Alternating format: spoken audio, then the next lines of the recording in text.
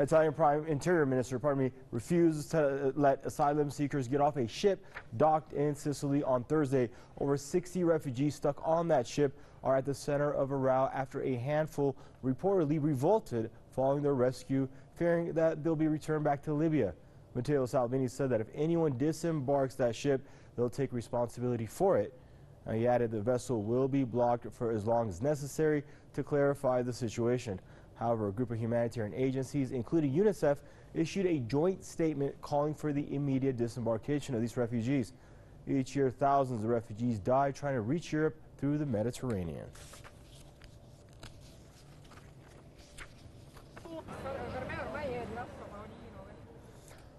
Joining us out of Ontario, Canada is Mr. Edward Corrigan, now international human rights lawyer.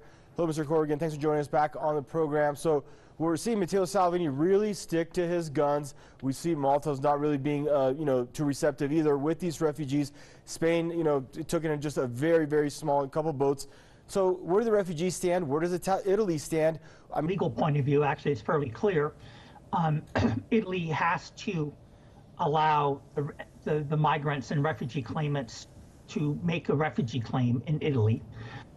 There is an agreement in place, it's called the Dublin Agreement, where the first country that an asylum seeker enters is where they have to make the refugee claim, which, according to Italy and Malta and other countries, puts a disproportionate share of the cost on Malta and Italy. And of course, Malta is a very small country. They cannot absorb, 1 million refugees, or even, probably 10 or 20,000 of them would strain the system there. It's a very tiny island.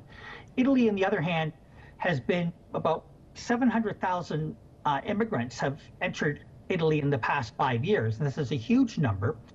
And the Italian election elected the five-star populist movement, which took a very strong anti-immigrant and anti-refugee stand and is saying that they're going to deport 500,000 illegal aliens and not accept more refugees. And they said that they don't want Sicily to be, the refugee camp for all of Europe.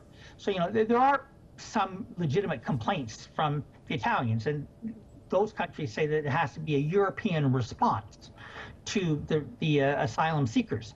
Now, of course, we should remember that Britain, France, and even Italy attacked Libya and ended up overthrowing the regime, and which resulted in the death, a horrible death for Muammar Gaddafi.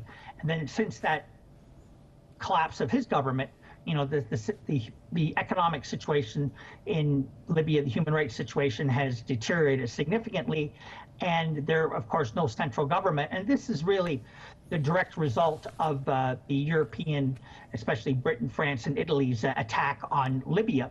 And then we have 6,000 American soldiers also going in the country to protect the oil.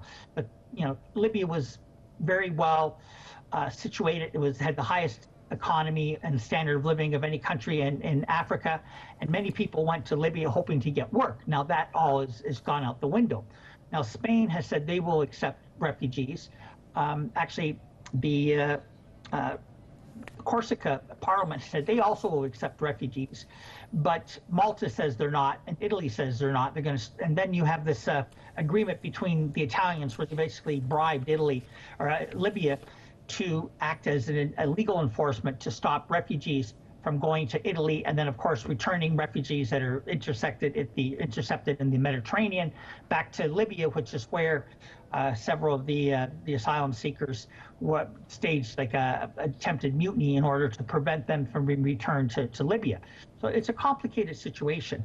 Now the EU Article 19 of the European Union Charter of Fundamental Rights guarantees that people will not be sent back to a country where they face risk, which is, many of the countries in Africa and the Middle East, qualify for that.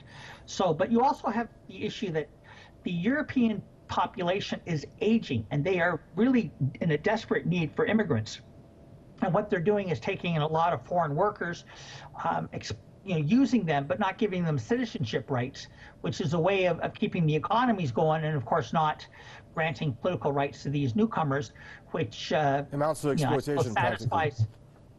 Pardon? which practically amounts to exploiting these desperate refugees. But we're out of time, Mr. Corrigan. We'll have to finish this up some other time in this conversation. Thank you for joining us. Mr. Edward Corrigan, international human rights attorney, joining us out of Ontario, Canada.